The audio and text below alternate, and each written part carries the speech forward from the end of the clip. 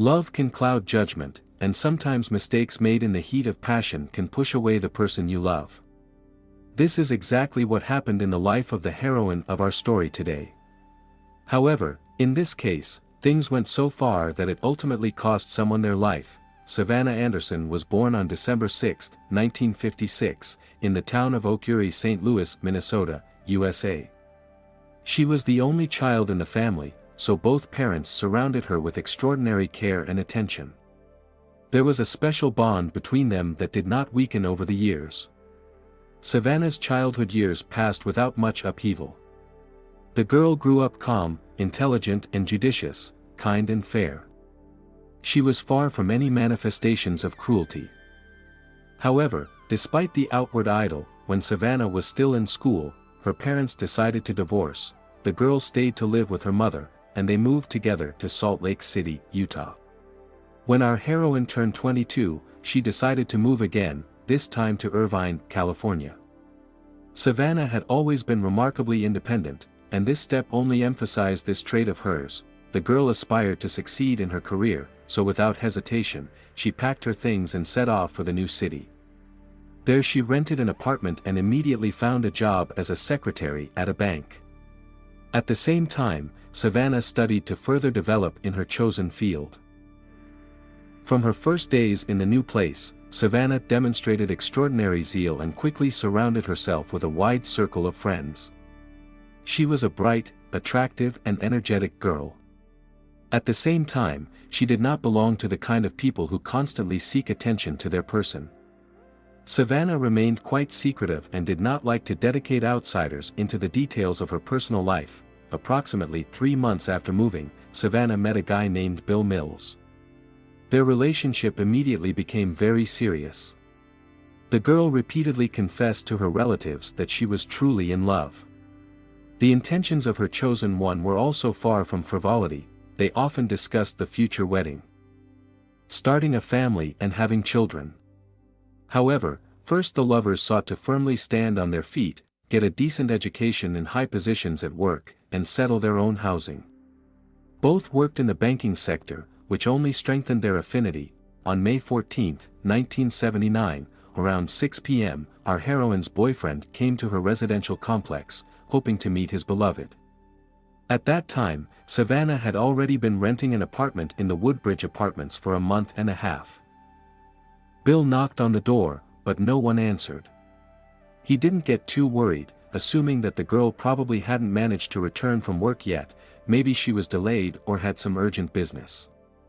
Therefore, he decided to return to his place and wait for a call from Savannah. In those days, mobile communications did not yet exist, so Bill had to constantly stay near the home phone in order not to miss a call from his beloved. Over the next hour and a half, he called her every 10 to 15 minutes, trying not to miss the moment when she returned home. Anxiety increased with every minute, because Savannah had always been punctual and responsible, and there was still no call from her. The lovers had agreed to meet in advance. So this situation seemed extremely strange. The girl did not answer calls until 7:30 p.m., when the worried young man finally decided to call the 911 rescue service with a request to check if everything was all right with his beloved. By that time, Bill was already seriously worried, because he knew that in recent days Savannah had been feeling unwell. So he assumed that her inability to answer the call or open the door could be related to the deterioration of her health.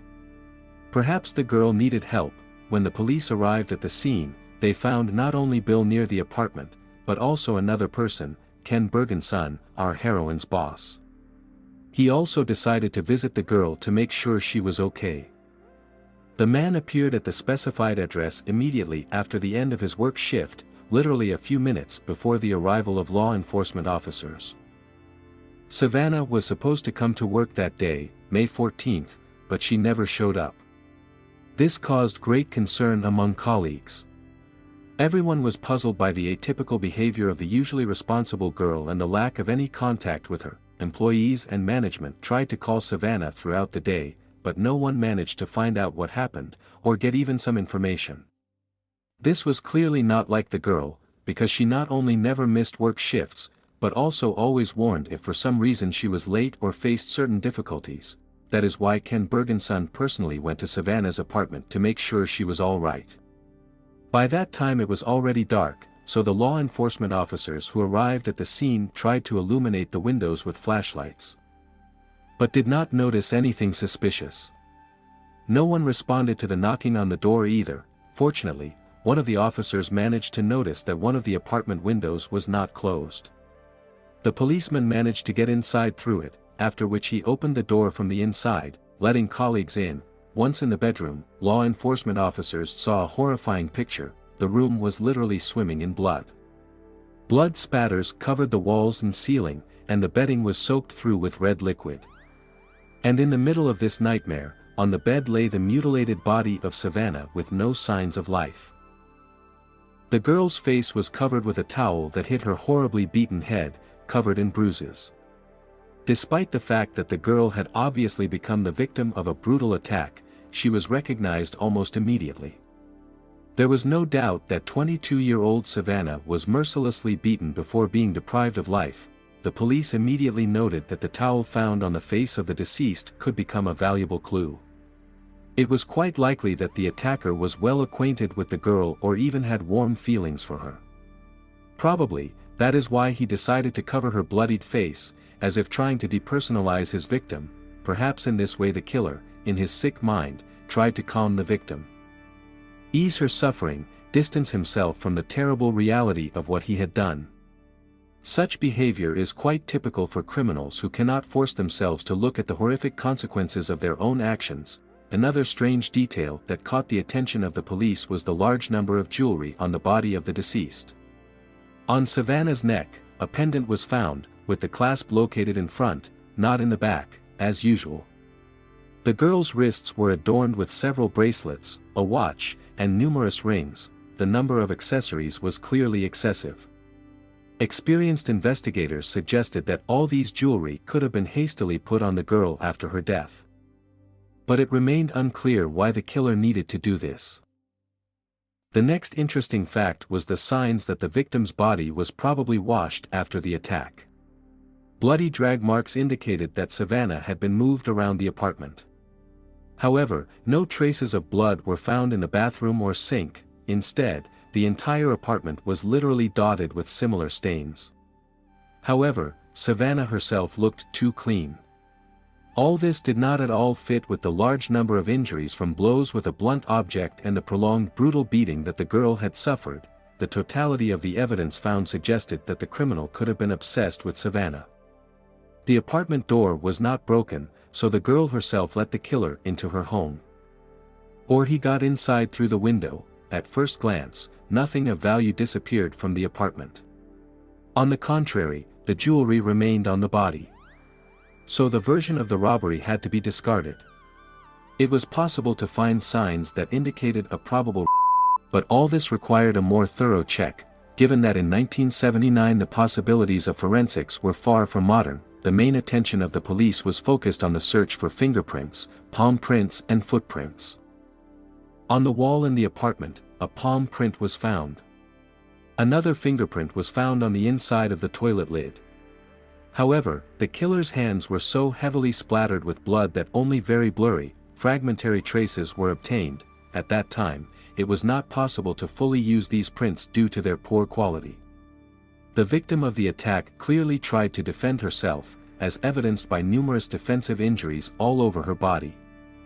The girl was strangled, but continued to resist the criminal. Traces of her own nails were found on her neck. Obviously, Savannah was trying to push the attacker's hands away or pull something off herself that he was trying to throw around her neck. Against the background of the frenzied violence, there was no doubt that the criminal came to this apartment with a single goal: to kill. In addition, the suspicions were confirmed that the girl knew her abuser. According to the forensic expert, the death of the heroine of this story occurred around 2 a.m. on May 14, and the cause was strangulation, most likely with bare hands. This was evidenced by areas of scraped skin, injuries that the girl in despair inflicted on herself, desperately trying to save her own life. In addition to strangulation, the girl suffered several powerful blows to the head with a blunt object. The examination revealed that the victim had a broken jaw, several fingers and knocked out teeth. In addition to all these horrors, Savannah became a victim of a brutal. Having weighed all the collected evidence, the investigators decided to first talk to the deceased's boyfriend, Bill. After all, most likely, he was the last one who saw the girl alive on the eve of the evening.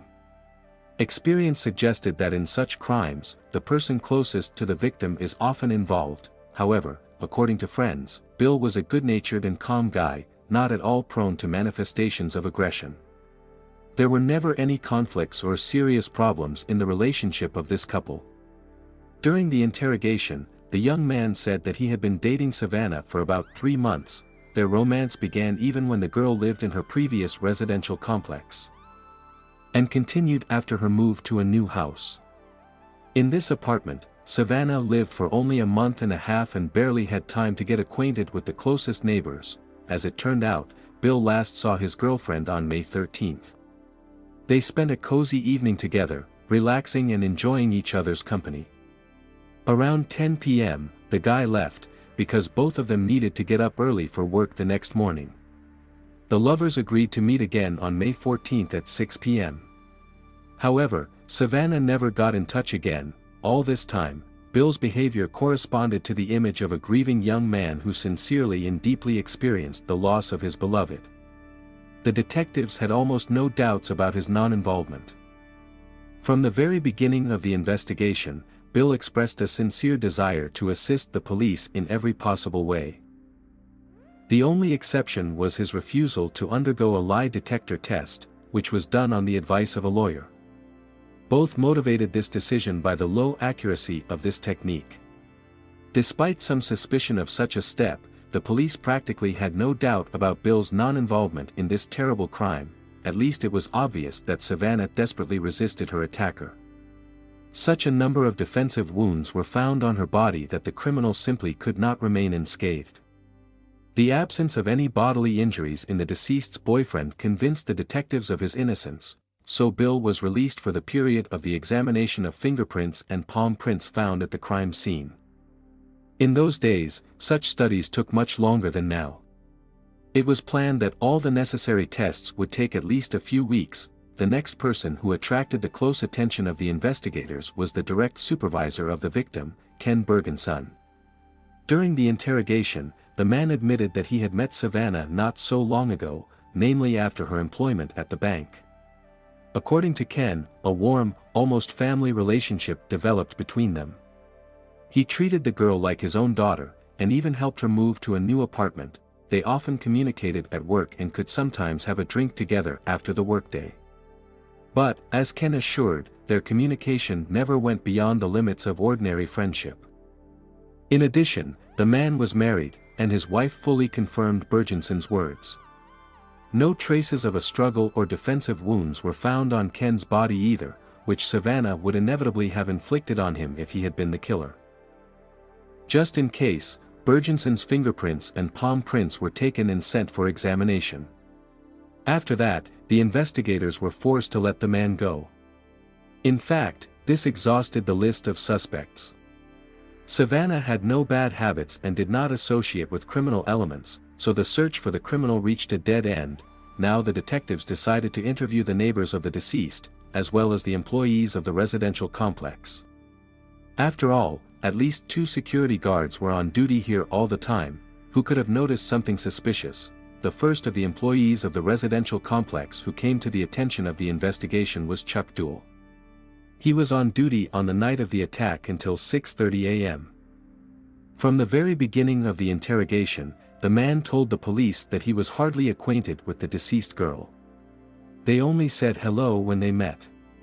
Chuck recalled that in all that time he had only one interaction with Savannah outside of work moments.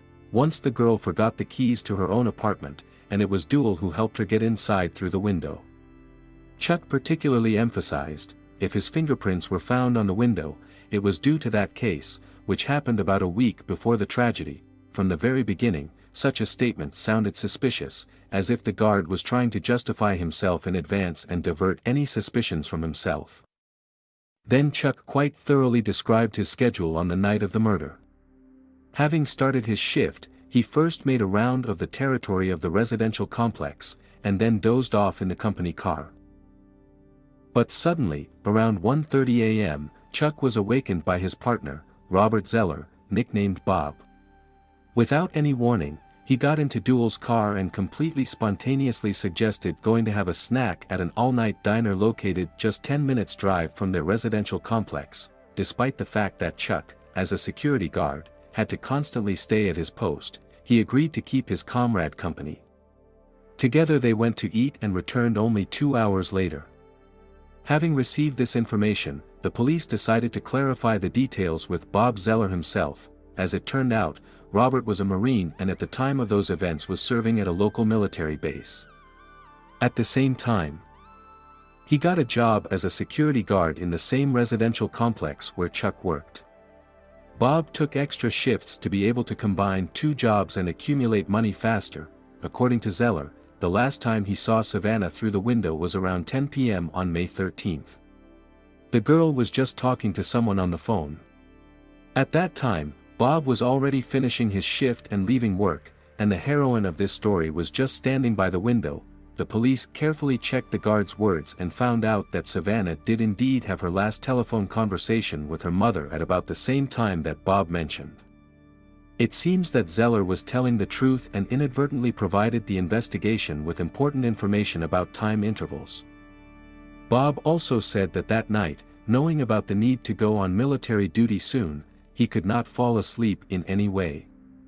Therefore, around 3 o'clock, he decided to return to the residential complex to offer Chuck to go have a snack.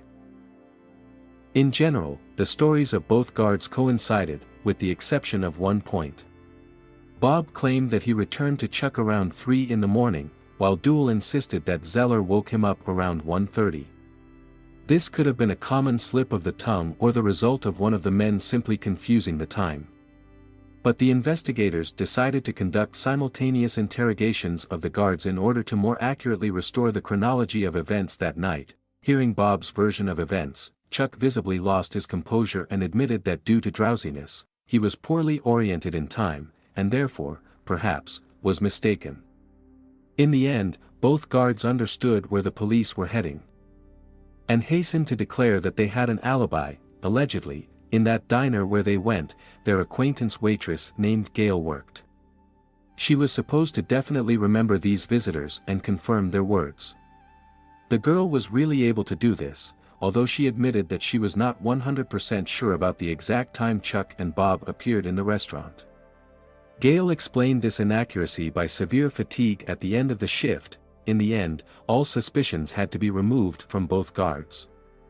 Having received the results of the examination of fingerprints and palm prints, the police realized that neither the victim's boyfriend nor her immediate boss were the ones who left the bloody footprints at the scene of this brutal crime. Now the investigation actually had to start all over again. The police no longer had any obvious suspects in the Savannah murder case. Therefore, law enforcement officers decided to consider the probable connection of this crime with the activities of a serial killer. After all, as it turned out, over the past months, a whole series of similar murders of women aged 17 to 35 had taken place in the vicinity of Irvine. Savannah seemed to fit perfectly into this series of victims. All of them were beaten to death and strangled in their own bedrooms. Despite the similarity in handwriting, Savannah's case had a number of significant discrepancies with other episodes. In particular, for some reason, the killer covered the girl's face with a towel, and also adorned the body with jewelry and washed it. All this did not at all correspond to the typical handwriting of the maniac, whom the press dubbed the bedroom killer. This nickname was established for the criminal in the media due to the fact that the bodies of all his victims were found in their beds. Experts carefully checked and compared the fingerprints removed from the crime scenes, but in Savannah's case, no matches were found. It became increasingly obvious that the girl's death did not fit into the series of previous murders. Probably, Savannah's real killer tried to deliberately imitate the style of the bedroom maniac, in order to lead the investigation astray and shift the blame onto a serial criminal. However, these attempts were unsuccessful. The detectives were convinced that Savannah personally knew her killer. This was evidenced at least by the presence of a towel on the face of the deceased. So law enforcement officers continued to carefully study the girl's immediate environment in search of the perpetrator. The investigation dragged on for long months and years. 5 years had passed since the moment of the murder, and the crime still remained unsolved. It seemed that the investigation had reached a complete dead end. During all this time, not a single new clue had appeared. The situation began to change when a new detective came to the police station and decided to take a fresh look at the Savannah murder case. He immediately dismissed the version about the involvement of a serial killer and instead focused on the security guards of the residential complex, whose testimonies were extremely contradictory and suspicious. The new investigator suggested that the girl's murder was more likely a spontaneous crime than the result of someone's plans. In his opinion, the person who committed this terrible act felt deep remorse. This could explain the attempts to wash the victim's body, decorate it, and cover the face with a towel. The detective decided to start re-interrogations with Chuck Duell. He was asked to recreate the events of that fatal evening once again. When Savannah's life was cut short, Chuck repeated his previous story, but this time there were some discrepancies and new details in it. In particular, the guard recalled that when he, having started his shift, made a round of the territory and dozed in the company car, Bob Zeller sat down next to him. Interestingly, Chuck's partner was not wearing a uniform shirt, but an ordinary t-shirt. In addition, Duell now suddenly began to insist that he and Bob had never been close friends. It turns out that before that memorable night, they had never spent time together and did not go to any recreation facilities or bars. Chuck admitted that it was the first time, and he agreed to his partner's proposal only because it was calm around the residential complex, and he himself was very hungry. Another important detail that Duell recalled this time was Robert's attitude toward Savannah. According to Chuck, once Bob confessed to him that he was not indifferent to the girl, because she always smiled at him amiably. Zeller allegedly even intended to propose to Savannah to date and enter into an intimate relationship. At the same time, Bob knew perfectly well that the girl had a boyfriend, but this did not stop him at all. He was determined to approach Savannah and frankly express his feelings. Zeller repeatedly stated that he did not care what this would lead to, but he felt that he simply had to confess his love to the girl. Chuck understood that there was nothing and could not be anything between Bob and Savannah. The girl just politely smiled when meeting, as befits a well-mannered person. This did not at all mean that she somehow particularly sympathized with Zeller. Savannah was naturally cheerful and benevolent, so she treated everyone equally amiably. These new details that surfaced during the re-interrogations seemed extremely suspicious to the detectives. Something in Chuck's story clearly did not add up, especially his assertion about the lack of friendly relations between the guards. But they spent time together at a diner at least once and even talked about quite personal topics. It turns out that they were by no means barely acquainted, as Duell now presented it. It seemed that the probable criminal deliberately added details to his story that were supposed to divert all suspicions to Bob Zeller. But was it the truth, or was the real killer just trying to shift the blame onto an innocent person? Chuck himself insisted that during the first interrogations he simply forgot to mention these details, and now they suddenly surfaced in his memory. Allegedly, he kept scrolling through the events of that evening in his head, trying to get to the truth and understand what really happened then. However, Duell could not explain why he himself did not contact the police and did not tell all this before, as soon as he remembered. And instead he decided to reveal new details only after the investigators again visited him with another portion of questions. After that, the detectives decided to kill two birds with one stone. They had almost no doubt that one of the security guards of the residential complex was involved in the murder of Savannah. So the palm prints of both suspects, both Chuck and Bob, were urgently sent to the laboratory for examination. Thanks to the progress in forensic technologies, the identification of materials found at the crime scene, and their comparison with data accumulated over many years of investigations of similar events, took only one day. Up to this point, the criminal's fingerprint left on the toilet lid was so contaminated with blood that it could not be read and identified. However, the latest digital analysis technique made it possible to perfectly process the trace. Tests confirmed that the bloody print belonged to Bob, the guard of the residential complex. Investigators were able to identify 24 points of coincidence between the print and the suspect's palm. At that time, Robert Zeller lived in his own trailer in the city of Brea, California. In the 5 years that had passed since the crime, he managed to get married and become a father. His life was full of ups and downs. The man barely made ends meet, trying to provide for his family, and struggled with bad habits. During the interrogation, Robert repeated the same story that he had told 5 years ago, denying any involvement in the murder. However, the longer the communication with the investigators lasted, the more the suspect became nervous, made mistakes and contradicted himself. The police pointed out the obvious discrepancies in his testimony, under the pressure of irrefutable evidence. Which were his fingerprints. Bob began to lose his composure. He was extremely worried and got confused in his own words.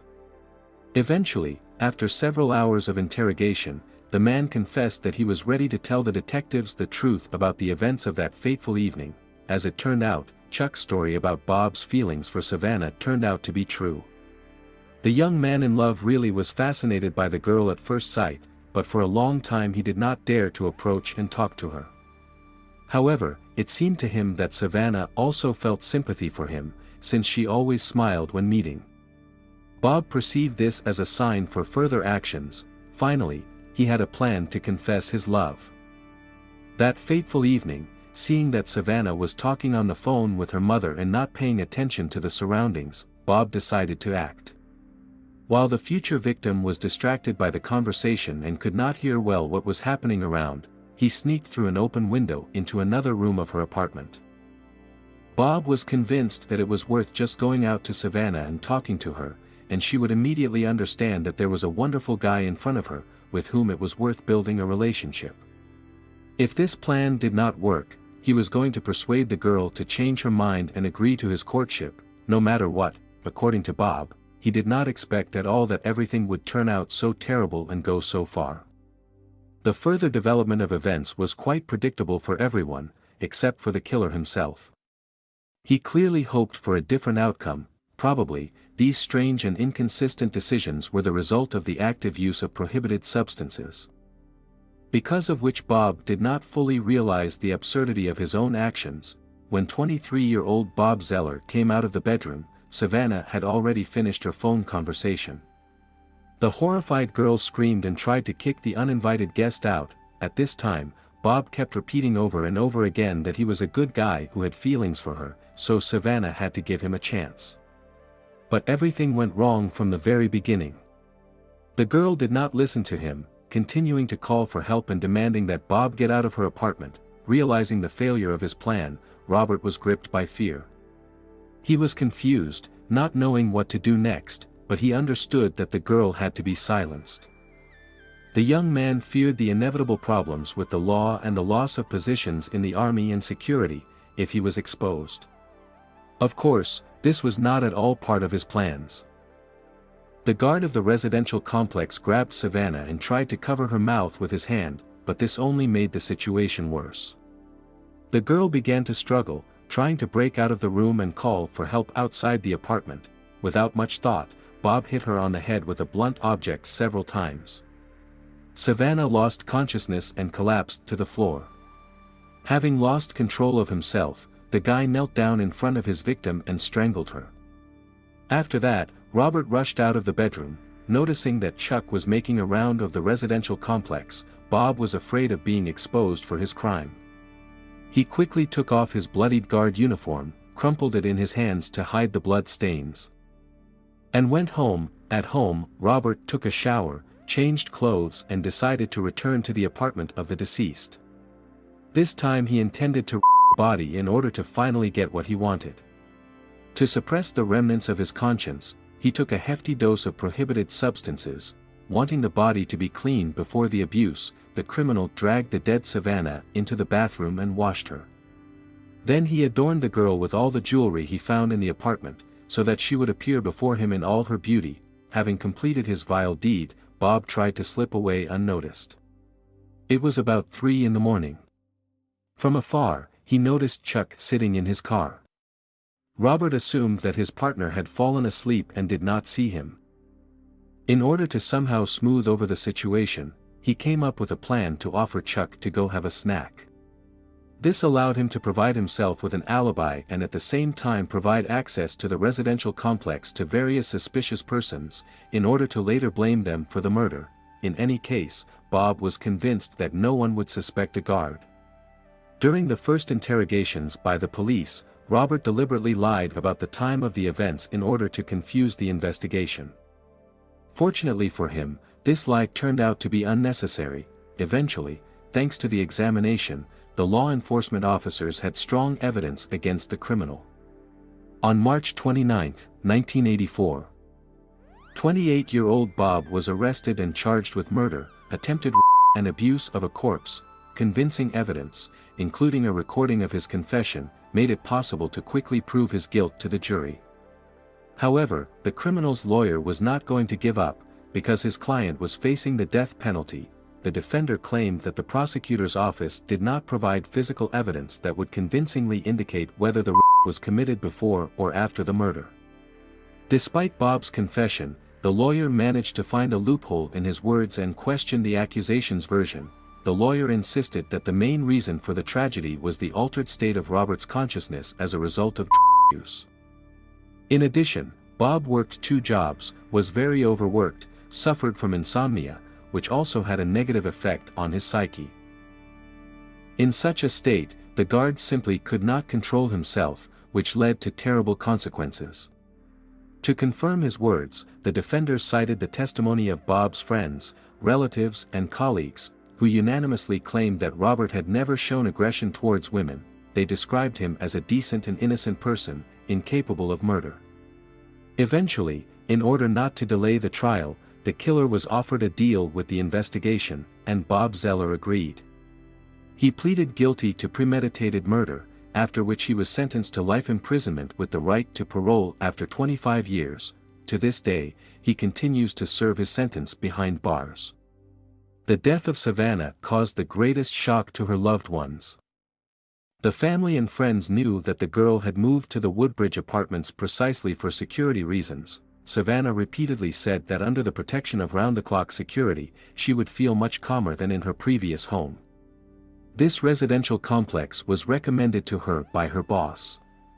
No one could even imagine that the person called upon to protect would turn out to be a killer. It is noteworthy that the criminal who brutally deprived a young girl of her life was never held accountable for any other criminal acts, either before or after committing this crime. His biography was subjected to a thorough analysis. The question arose whether the killer could have continued his criminal activity for 5 years before his arrest, remaining unpunished. However, the investigation failed to prove his involvement in other crimes. Regarding the 7 women killed long before Savannah, Bob Zeller categorically denied his probable participation in these crimes. The former guard seemed to the police to be a suitable suspect for such episodes. However, during the check, he was quickly excluded from the list of potential criminals, his fingerprints being entered into the database. Later, the real bedroom killer was still caught, and it turned out to be a man named Gerald Parker. As a result of 11 attacks, 5 of his victims survived and identified the attacker. In 1996, Gerald Parker was found guilty of 6 murders and as well as 5 attempted murders. He was sentenced to death, the execution of which has not yet taken place. I look forward to hearing your thoughts in the comments. Don't forget to subscribe to the channel and hit the like button. Until next time, friends.